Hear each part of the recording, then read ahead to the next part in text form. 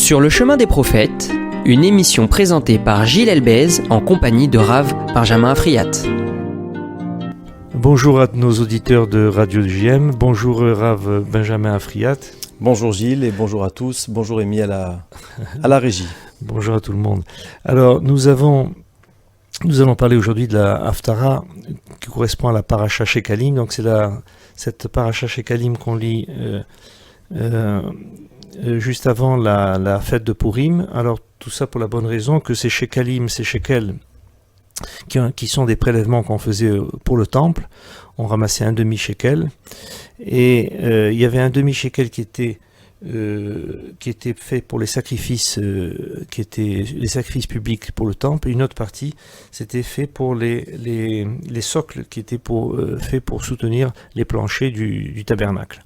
Alors, et puis ça c'était les contributions volontaires, puis il y avait une contribution volontaire par contre, c'était celle que les personnes pouvaient faire pour la construction du tabernacle, des ustensiles. Ça, ils pouvaient donner un peu l'argent qu'ils voulaient. On verra que tout à l'heure dans l'Haftara, le roi Yehoash dont on va parler, Yehoash va utiliser une technique particulière pour ses dons. Donc on se situe, donc cette Haftara se situe, on va nous parler effectivement de ce roi Yehoash. C'est à peu près en l'an à peu près moins 800 avant l'ère vulgaire.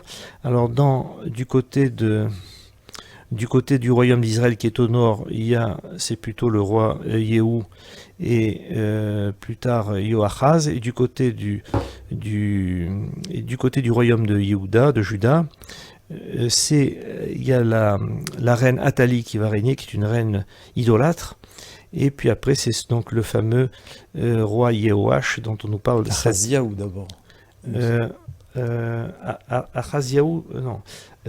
Achaziaou.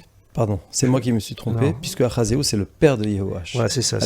Achaziaou, alors les enfants, vous avez bien fait de dire, de toute façon qu'effectivement, Achaziaou, qu'est-ce qu'on a fait je ne sais plus si c'est Athalie qui a essayé de supprimer donc tous les descendants pour prendre sa place, évidemment, prendre la place de ce Achaziaou. Et il restait plus qu'un descendant, c'est ce fameux Yehoash. Et c'est lui il a dû se cacher pendant 7 ans jusqu'à qu'il monte sur le trône, grâce à sa sœur et un parent, surtout ce grand prêtre. Je crois que c'était son oncle, il me semble. Ce Yehoada. Oui, c'est ça, c'est son oncle, le grand prêtre Yehoada. Et donc, après, grâce à eux, il va pouvoir monter sur le temple et exercer sa fonction de roi. Alors, ça c'est autre chose, c'est que les commentateurs nous disent que le roi Yehoash, contrairement à la reine Athalie qui était idolâtre, lui au contraire, il suivait le chemin de Dieu. Et tout au moins tant que le grand prêtre Yehuda était vivant. Alors, oui. Yehoyada, pour le situer, le grand prêtre. Alors, vous avez raison qu'il faut rappeler toujours le contexte qu'il y a entre la paracha et la Haftara. Je fais juste une toute petite digression par rapport à ce que vous disiez, c'est que nous sommes dans la période qui précède Purim et puis Pessah, et il y a dans cette période-là 4 ajouts donc qui viennent, en plus de la lecture de la paracha, viennent s'ajouter. Ce sont des passages qui sont instaurés par nos maîtres, et il y a une raison à chaque fois, un contexte. On ne va pas maintenant faire le détail de chacune de ces parachiotes, mais au moins rappeler le contexte de notre paracha que nous ajoutons cette semaine, qui s'appelle Shekalim. Donc le passage de Shekalim, il est tiré de la Haftara, de la paracha que nous venons de lire ce Shabbat Kitissa. Donc nous allons lire dans la paracha Vayakhel, et à la fin, à l'issue de cette paracha, on relira la première montée de la paracha de Kitissa, qui s'appelle Shekalim, et qui invite à ce moment-là les bénis Israël à faire les prélèvements nécessaires à la construction du tabernacle. Pour quelle raison est-ce que nos sages ont-ils institué que l'on dise cela dans ces semaines-là, dans ce contexte, je dirais, temporel dans lequel nous nous trouvons? C'est parce qu'on sait de par ailleurs, comme ça dit le traité Shekalim justement, qu'il fallait, au moment du mois de Nissan, il fallait que les offrandes soient faites à partir des nouveaux prélèvements. Et comme il fallait donc que les enfants d'Israël amènent leur argent, leurs oboles au temple, de manière à ce qu'on puisse en Nissan offrir les sacrifices en ayant fait ses achats avec un argent nouveau qui a été ramené, il fallait donc à ce moment-là, un mois avant au moins, eh bien, indiquer aux gens, les inviter à venir se manifester et à offrir cet argent. Donc vous disiez très très bien qu'il fallait que chacun, entre autres, amène son demi-cycle, son machatzit shekel. Donc ça c'est la paracha qui le dit. Et étant donné que nous allons voir cela et développer cela dans la Haftara, on va voir que c'est une des actions que Yehoash, le roi, va mener. Donc c'est la raison pour laquelle la Haftara est en totale résonance avec la paracha. Oui, donc effectivement, donc on va parler donc des shekels, on va parler des contributions donc du peuple pour la construction du temple, et en l'occurrence, donc pour résumer rapidement juste la Haftara pour être dans le sujet, on va nous dire que donc le peuple va conclure un pacte avec le roi Yehoash et pour servir Dieu. Et ils vont ainsi faire disparaître toute trace du culte de Baal qui existait à l'époque de cette reine Athalie. Et à ce moment-là, ils connaissent une période de tranquillité. Mais Yehoash, il ne va pas supprimer tous les hauts lieux qui avaient été interdits depuis la construction du temple. Oui, peut-être qu'il faut expliquer ce que ces hauts lieux et qu'est-ce que le verset nous dit lorsqu'il dit qu'ils n'ont pas été supprimés. En hébreu, on appelle ces hauts lieux des bamot, une bama au singulier. Et puis, il faut savoir que tant que les enfants d'Israël sont rentrés en terre sainte et que le temple de Salomon, qui est en dur, n'avait pas été construit, il y avait une autorisation pour chacun d'avoir chez soi ce qui s'appelle une bama, donc de construire un autel AU particulier, sur lequel on pouvait faire des sacrifices. Alors les sacrifices étaient bien régentés, on ne pouvait pas faire ce que l'on voulait, mais on avait une autorisation de faire chez soi les différents sacrifices, en respectant le culte. Toutefois, à partir du moment où le temple de Yerushalayim de Salomon a été construit, il est à ce moment-là devenu interdit d'avoir une bama chez soi, et le seul endroit où on pouvait donc amener ses offrandes et ses sacrifices, c'était le temple de Jérusalem. Et on constate que quand on lit les différents chapitres, notamment dans le livre de Rois 2 dans lequel nous nous trouvons, d'ailleurs nous n'avons pas rappelé la référence, nous sommes dans, je viens de le dire, Rois 2, chapitre 12, nos frères Ashkénazes lisent quelques versets avant, donc dans la fin du chapitre 11, eh bien, nous voyons en tout cas dans les chapitres qui précèdent que selon les rois, donc certains rois étaient des rois impies, des rois qui étaient idolâtres, qui, comme vous le disiez, ont amené les dieux Baal et les prophètes Baal à exercer, et d'autres ont été des rois justes et des rois respectueux. Et on constate ici que Yehoash, il est dit de lui que c'était un roi juste, Vayaas Yehoash Ayashar Be'enei Hashem, nous dit le verset dans cette Haftara, Yehoash fit ce qui était droit aux yeux d'Hachem toute sa vie. Cependant, les bamot, ces fameux hauts lieux, il ne les avait pas retirés de l'exercice, et les gens continuaient d'offrir dessus cela. C'est ça, oui. Voilà, je termine juste le résumé de cette Haftara, où également donc après ces bamot qui n'ont pas été retirés, donc Yehoash il charge les Kohanim de faire la collecte donc de ces fameux ces shekalim nécessaires pour les travaux de réfection du temple. Mais il n'y a pas de réussite dans cette collecte effectuée par les Kohanim. Alors qu'est-ce que fait le roi? Il fait placer une armoire à l'entrée du temple, une armoire percée d'un trou, comme ça chaque fidèle qui vient dans le temple, il peut verser directement une pièce d'argent dans cette armoire, et ça, cette façon de faire a du succès, contrairement à la précédente. Et d'autre part, il y a une réforme qui fait que les Kohanim ne peuvent plus garder ces dons pour eux-mêmes. Ils peuvent seulement tirer profit de la peau des holocaustes offerts, ainsi que du surplus de l'argent qui est destiné à l'achat d'autres sacrifices. Voilà, c'est un peu, voilà, pour résumer brièvement.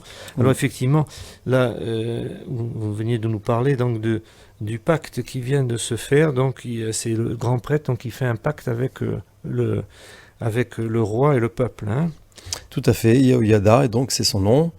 Yehoyada donc invite les gens à se manifester de leur argent pour renforcer ce qui s'appelle Bedek Habaït, la réfection de la maison. Donc ici on parle de la maison de Dieu. Il faut donc que chacun y contribue. On peut, à l'instant même, la pensée me vient, pourquoi lorsque la collecte se fait de manière... comme une annonce qui est faite, alors elle ne fonctionne pas très bien, et ce n'est que lorsque Yehoash fait placer cette urne, une sorte de tzedaka, on imagine ça ainsi, à côté donc du misbéach, de l'autel. C'est là que les gens se mettent à offrir leur argent. On peut imaginer qu'il y a une sorte de, il y a deux aspects. Quand on vient au temple pour y faire un sacrifice, donc déjà on est dans une dimension dans laquelle on se met en recueillement avec le lieu, qui est un lieu évidemment éminemment solennel dans lequel on a besoin de se retrouver, de retrouver qui nous sommes. Parfois les sacrifices sont des animaux qui doivent être amenés parce que l'on a fauté, parce qu'on a fait des fautes par erreur. Je rappelle qu'on amène des sacrifices quand on a fait une faute béchogeg par erreur. Eh bien, donc on est déjà dans une dimension où la personne se projette pour essayer de faire mieux. C'est déjà le premier pas vers le sacrifice. Mais on peut aussi dire encore un autre aspect, c'est qu'à partir du moment où le sacrifice il est fait, eh bien, d'une certaine manière, l'apaisement est retrouvé, puisque c'est à travers le fait qu'on réalise ce que Dieu nous demande, eh bien, on est en conformité avec ce qu'il attend de nous. Alors, il y a peut-être aussi une forme de reconnaissance. Donc, il y a deux dimensions qui sont là présentes. Premièrement, on s'est mis dans un élan, dans une ferveur qui nous a mené à faire ces sacrifices. Donc, et quand l'urne elle est là, eh bien, elle est criante en disant « remplissez-moi », mais également une fois que l'offrande a été faite et que de cette façon, eh bien, ce que devait faire la personne lorsqu'elle a fait cette offrande a été réalisé. À partir de ce moment-là, eh bien, il y a un besoin peut-être de reconnaissance et comme l'urne est encore là, eh bien, elle dit encore une fois, elle appelle les gens à être remplis, et donc d'une certaine manière, il y a ce cercle vertueux qui s'entretient, qui se crée. C'est que d'une mitzvah, de cette action-là positive qui a été faite, eh bien, on poursuit cela avec une autre action qui, elle aussi, va mener à ce que, par la suite, le temple continue d'être refait et d'être réparé grâce à cet argent. Cet argent, oui, ça a été bénéfique, cette façon de faire donc du roi Yehoash. Et donc, qu'est-ce qu'il fait comme première action? Il détruit, donc ce que on dit dans le texte, il va yavou kol am haaretz bet Baal vaïsou et mizbechotav ve'et salamav shiberu etev ve'et matan kohen Baal argu lifnei amizbechot ve'asem a kohen pekudot al bet Hashem. Donc, pour traduire brièvement, toute la foule pénétra dans le temple de Baal et le saccagea. On brisa complètement ses autels et ses statues. On tua devant les autels Matan, prêtre de Baal. Le pontife plaça, c'est-à-dire le Kohen plaça dans la maison de l'Éternel des préposés. Et voilà, donc tout de suite il faut détruire évidemment cette idolâtrie qu'il y avait à l'époque, parce que nous avons qu'un Dieu, nous n'en avons pas plusieurs, et donc évidemment on peut pas dans le même temple adorer plusieurs dieux, évidemment, hein, donc ça paraît inconcevable. Donc c'est la première mission que réalise ce roi Yehoash, pour rappeler qu'il était très jeune, et c'est ce qu'on va nous dire dans la suite. Il dit Ben Sheva Shanim Yehoshua Bemalko. C'était des rois qui est devenu roi, je crois, parmi les plus jeunes, parce qu'à 7 ans, c'est quand même rare dans l'histoire biblique que quelqu'un devient un roi aussitôt.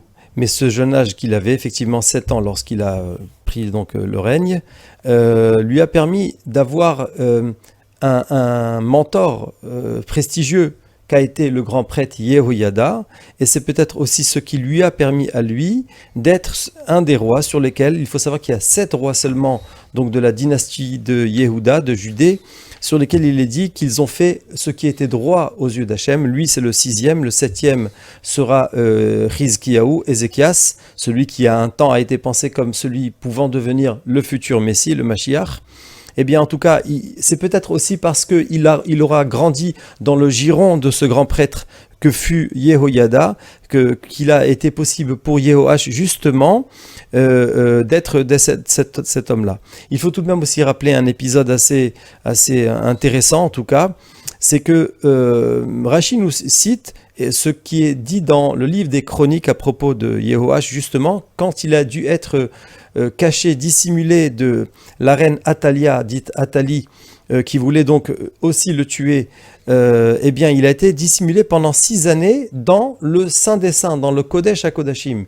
Et les enfants d'Israël sont venus le voir en disant, mais comment le grand prêtre n'y rentre qu'une fois par an ? Et parfois d'ailleurs, l'issue du grand prêtre pouvait être fatale s'il n'y était pas rentré avec la sainteté et la préparation nécessaire. Et lui, il est resté pendant 6 ans à l'intérieur de ce lieu.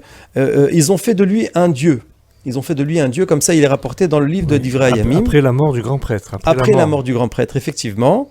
Et d'une certaine manière, c'est ce qui est marqué ici, c'est que le verset nous le dit, j'ai vu ça tout à l'heure dans un commentaire, c'est que on a dit que Yehoash a fait ce qui était droit aux yeux d'Hachem durant les jours où, tel que Yehoyada le lui avait enseigné d'une certaine façon, quand il était encore sous la tutelle.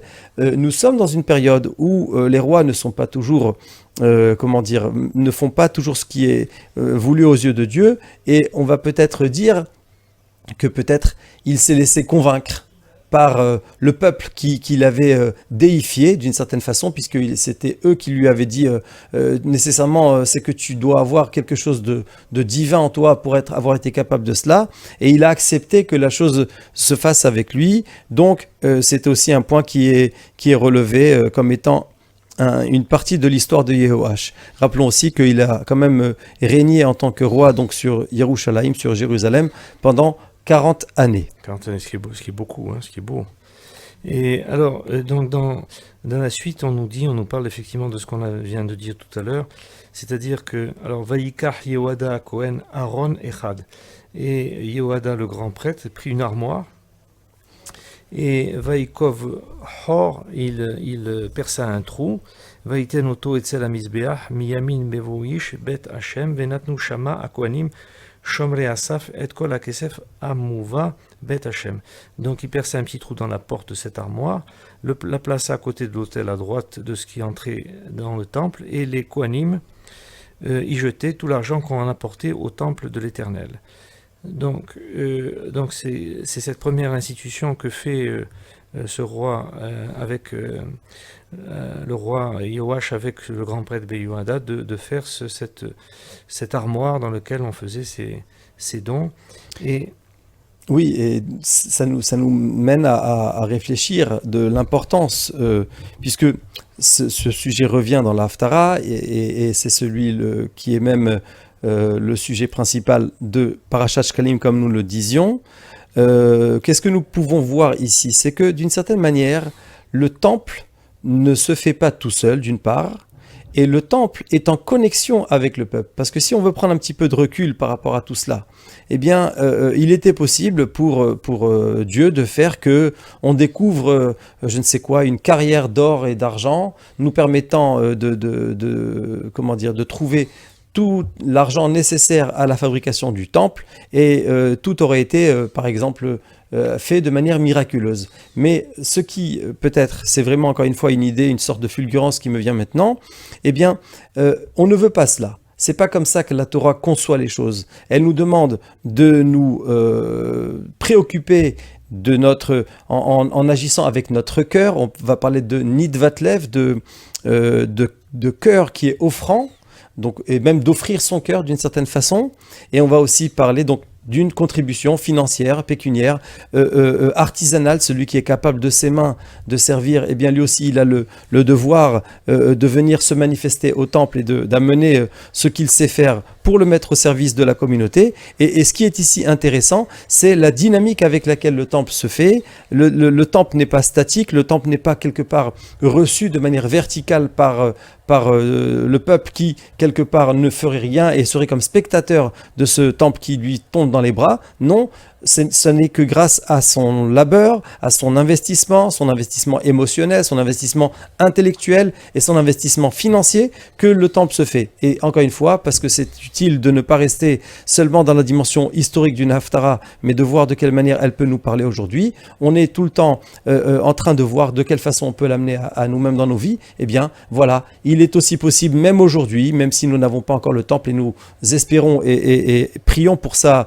pour son retour tous les jours, eh bien, nous sommes déjà aujourd'hui en mesure d'amener le temple qu'il est possible d'amener dans la mesure où nous nous mettons à vouloir de notre cœur, mais réellement, pas juste en ayant des mots qui seraient un petit peu superficiels, en investissant notre esprit pour pouvoir découvrir encore plus et encore mieux ce qui était contenu au temple et en mettant de l'argent. Et là, on va dire de l'argent dans nos synagogues, de l'argent dans les institutions qui en ont besoin. Et Dieu sait que pendant cette période, on voit bien combien de personnes et d'institutions ont besoin d'être financées. Finalement, encore une fois, c'est la dynamique du peuple qui permet à ce que les choses se fassent. On est constamment partie prenante. Il n'y a pas de détachement, si on peut dire, du clergé du peuple. Il y a une mainmise permanente et constante qui se fait, et c'est grâce à celle-là que nous pouvons encore dire chez Ibané Bet Amikdash que le temple soit reconstruit d'une certaine manière, que nous puissions nous le reconstruire. Oui, il faut effectivement donc cette unité dans le peuple qui fait que il y avait les Kohanim d'un côté qui accomplissaient le service dans le temple, le peuple qui apportait ses offrandes, et donc ils collaboraient tous les deux pour que le temple soit bien une réussite. Et il y a quelque chose d'amusant dans un des derniers versets, enfin amusant, pour montrer l'honnêteté de tous ceux qui collectaient de l'argent là-bas à l'époque, ce temple.